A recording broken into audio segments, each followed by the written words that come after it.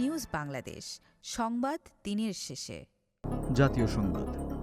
জুলাই ঘোষণাপত্র বিষয়ে জনমত গঠনে 6 থেকে 11 জানুয়ারি পর্যন্ত সারা দেশে লিফলেট বিতরণ, সমাবেশ, জনসংযোগ করবে বৈষম্য বিরোধী ছাত্র আন্দোলন ও জাতীয় নাগরিক কমিটি। আজ রাজধানীর বাংলা মোটরে অবস্থিত বৈষম্য বিরোধী ছাত্র আন্দোলনের কেন্দ্রীয় কার্যালয়ে আয়োজিত সংবাদ সম্মেলনে এই কর্মসূচি ঘোষণা করেন সংগঠনটির আহ্বায়ক হাসনাত আবদুল্লাহ। তিনি বলেন, গত 31 ডিসেম্বর শহীদ মিনারে মার্চ ফর ইউনিটিতে 15 জানুয়ারির মধ্যে জুলাই প্রোক্লেমেশন ঘোষণার দাবি জানানো হয়েছে। অভ্যুত্থানে দেশের প্রত্যেক মানুষের অংশগ্রহণ ছিল। এই ঘোষণাপত্রে জনমানুষের আকাঙ্ক্ষার প্রতিফলন ঘটবে। গত 2024 সালে বিভিন্ন যানবাহনের দুর্ঘটনায় দেশের সড়কে প্রাণ হারিয়েছেন 8,543 জন মানুষ। বাংলাদেশ যাত্রী কল্যাণ সমিতির প্রতিবেদনে সদ্য সমাপ্ত বছরে দুর্ঘটনার এই পরিসংখ্যান উঠে এসেছে।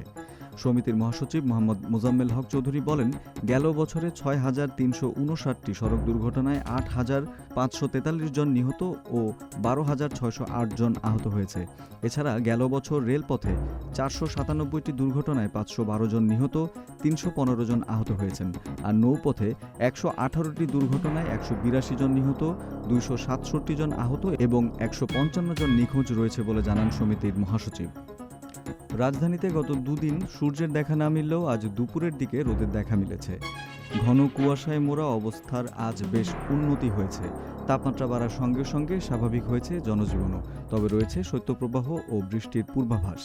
আজকে দেশের সর্বনিম্ন তাপমাত্রা ছিল পঞ্চগড়ের তেঁতুলিয়ায় 9.8 ডিগ্রি সেলসিয়াস, আর ঢাকায় সর্বনিম্ন তাপমাত্রা ছিল 13 ডিগ্রি সেলসিয়াস। আবহাওয়ার পূর্বাভাসে বলা হয়েছে, সিলেট ও ময়মনসিংহ বিভাগে আগামী 8 জানুয়ারি শীতের পাশাপাশি বৃষ্টির পূর্বাভাস রয়েছে। আগামী 9 জানুয়ারি থেকে পুনরায় দিন ও রাতের তাপমাত্রা কমবে। এ সময় দেশজুড়ে আবারও শুরু হবে মৃদু শৈত্যপ্রবাহ।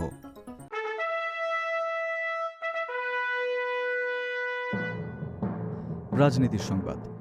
বিশিষ্ট লেখক, দার্শনিক, গবেষক ও বুদ্ধিজীবী ফরহাদ মাঝার বলেছেন, সাবেক প্রধানমন্ত্রী ও বিএনপি চেয়ারপারসন বেগম খালেদা জিয়া তার দীর্ঘ আপোষহীন লড়াই সংগ্রামের মধ্য দিয়ে জাতীয় ঐক্যের প্রতীকে পরিণত হয়েছেন।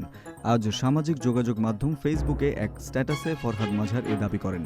তিনি বলেন, বেগম খালেদা জিয়া তার দীর্ঘ আপোষহীন লড়াই সংগ্রামের মধ্য দিয়ে জাতীয় ঐক্যের প্রতীকে পরিণত হয়েছেন।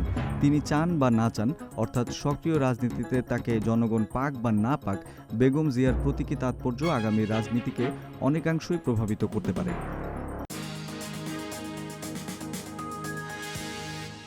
আন্তর্জাতিক সংবাদ। ফিলিস্তিনের গাজা উপত্যকায় বিমান হামলা চালিয়েছে ইসরায়েলি প্রতিরক্ষা বাহিনী। এতে গত 2 দিনে নিহত হয়েছেন 138 জন। কাতার ভিত্তিক সংবাদ মাধ্যম আল জাজিরার এক প্রতিবেদন থেকে এ তথ্য জানা গেছে।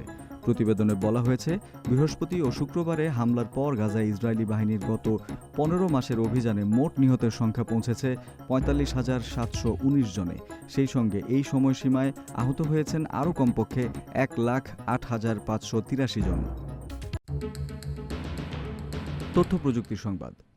অ্যাপেলের তৈরি ভার্চুয়াল সহকারী সিরি এর মাধ্যমে গোপনে ব্যবহারকারীদের কথা শোনে বলে এমন অভিযোগে 5 বছর আগে দায়ের করা এক মামলা নিষ্পত্তির জন্য 9 কোটি 50 লাখ মার্কিন ডলার দিতে সম্মত হয়েছে অ্যাপল।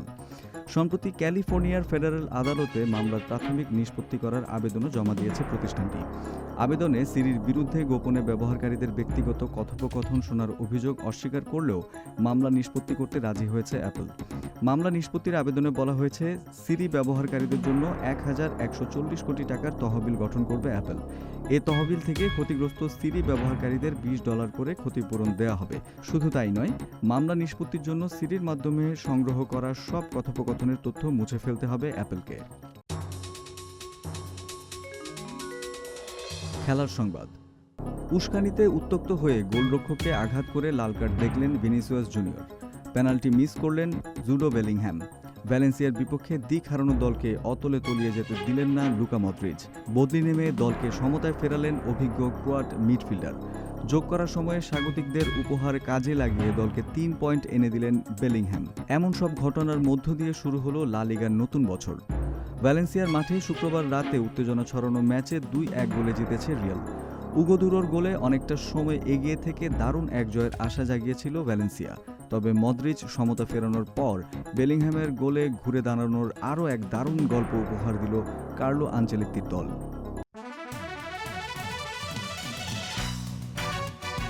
সংস্কৃতি বিনোদন।